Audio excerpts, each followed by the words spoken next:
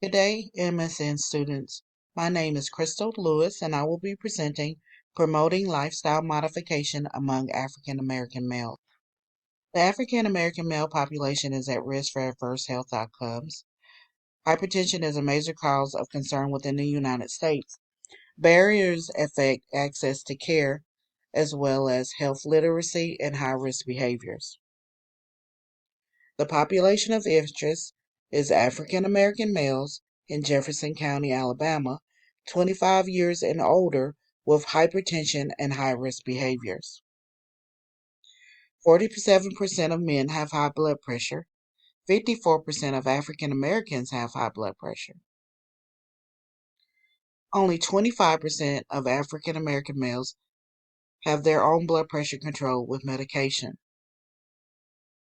The issue of concern is non-adherence to hypertension management, non-adherence to lifestyle recommendation, as well as severe organ dysfunction and premature death. 30% of the adults in the United States suffer from obesity. In Alabama, 10% of the population is uninsured.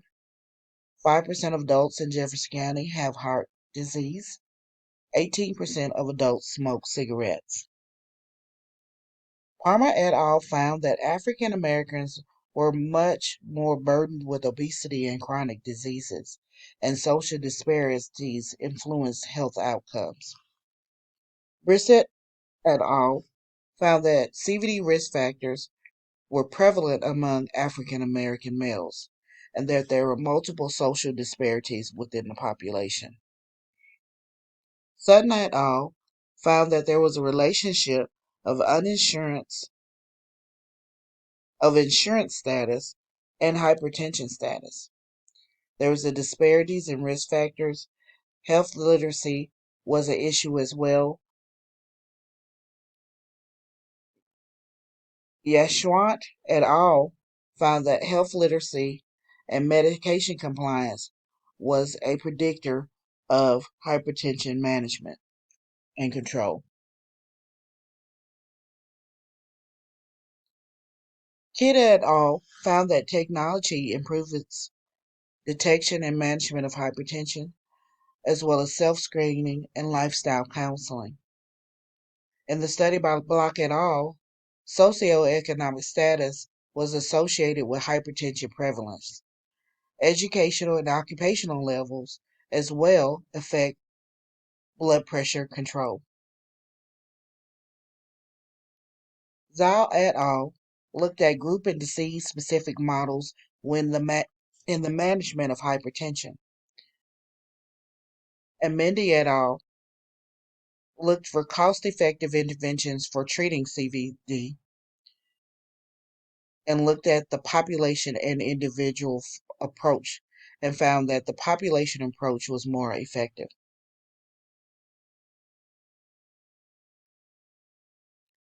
Bolin et al. Found that diet adherence was an issue among this population of interest. Health and psychological factors also affected one's management of hypertension. Mazzini et al. Looked at the probability of seeking care and found that there were many reasons, 5 reasons, that one didn't seek care. The participants' reasons for not seeking care were availability or access to care, the cost of care, their perceived quality of care, and traditional medicine. The identified gap in the population of interest was high risk behaviors that increase the risk of high blood pressure, gap due to knowledge, not aware of how high blood pressure can damage organs of one's bodies and lead to heart attack, stroke, or death. The professional practice gap is due to limited literature geared towards educating African American males related to hypertension. The SWOT analysis found that collaboration among community stakeholders was quite prevalent. There are high poverty rates among African American males or African Americans. Poor health literacy was another issue. High rates of heart disease and hypertension are seen in the community. The JSU Windshield Survey showed that there are public transportation available within the county, multiple colleges and universities, wheelchair accessibility of sidewalks and businesses, different religious denominations. The aesthetics differ among communities greatly. There are low income neighborhoods. Many hospitals and clinics are available in the community. In the key leader in and informant interviews, it was found that public safety is an issue. Health literacy, access to healthy foods, environmental exposure, uninsured or uninsured were also issues. Ida Jean Pelletier believed that patient participation in planning of care was of great importance in order to meet the needs and help to lessen the stress of the individual. In the behaviorism theory of John B. Watson, interactions with the environment control how we react with the environment. Positive reinforcement also plays a part in how you react to your environment. Environmental, host, and agent factors. The host factors are age, sex, race, ethnicity. Agent factors consist of diet, physical inactivity, high risk behavior. Environmental factors are lack of access and poverty. Levels of prevention are primary, secondary, and tertiary prevention. In primary prevention, we want to make sure that we promote health, screen for disease, and apply interventions. Secondary prevention, you want early treatment, you want to monitor progression of the disease, and screen for comorbidities. In tertiary prevention, we want to stop the deterioration of the disease process and treat comorbidities. The project plan was to create educational workshops, an educational brochure, provide resources, information related to smoking cessation, weight management, and low sodium diets. Community residents were invited to workshops and brochures given to local churches, barbershops, salons, and recreational facilities. Three community diagnoses were found: health literacy, high risk behavior, and treatment noncompliance. The priority community diagnosis was health literacy. Population interventions of focus were to decrease high risk behaviors, increase health literacy, using the 5 sub-roles of the APHN to promote healthy people 2030. The clinician can identify high-risk behaviors. The researcher can examine the issue related to hypertension to create interventions for the population of interest. As an educator, one can inform population of high-risk behaviors and educate them on lifestyle modification.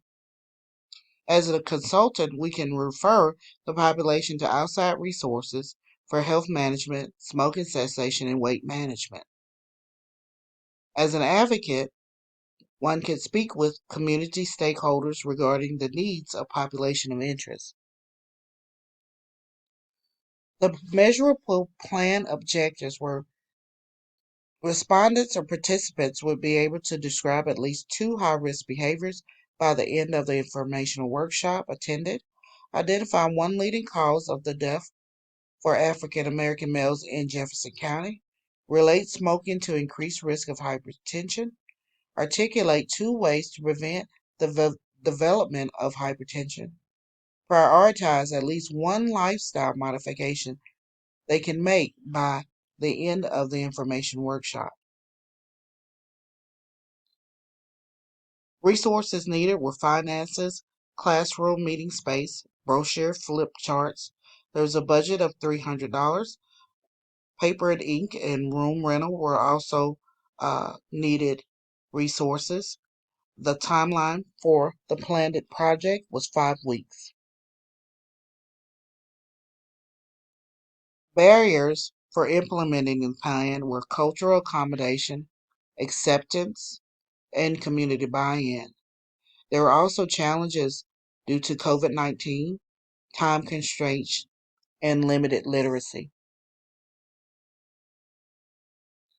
The participants were from Jefferson County Emergency Department community. Evaluated participants' blood pressures and two or more high risk factors. Participants were African Americans, age 25 and older, with a focus on males. There were group and one-to-one 15 to 30-minute educational sessions with verbal lectures and use of educational pamphlets. A pretest was given to participants prior to the lecture, post-test given after lecture, and question and answer period. Tests were scored and compared to evaluate learning. Provided primary care physician information for county for those that did not have a primary care physician. Resources were also given for smoking cessation and low sodium diet. In the project evaluation, it was found that objective 1 was met by all participants being able to describe at least two high risk behaviors at the end of the educational workshop session. Objective 2 was met by all participants being able to identify one leading cause of death for African American males in Jefferson County. Objective 3 was met by 75% of participants being able to relate smoking to increased risk of hypertension. Objective 4 was met by all participants being able to articulate two ways to prevent the development of hypertension. Objective 5 was met by 50% of participants being able to prioritize at least one lifestyle modification they could make by the end of the educational workshop. Feature recommendations consist of family participation. This writer believes that educational project was beneficial and successful. One recommendation for future projects is to encourage family participation. One often has someone in their lives that will hold them accountable. Using a family approach would allow for more of the population to be reached in future generations. Lifestyle modification would benefit the whole family.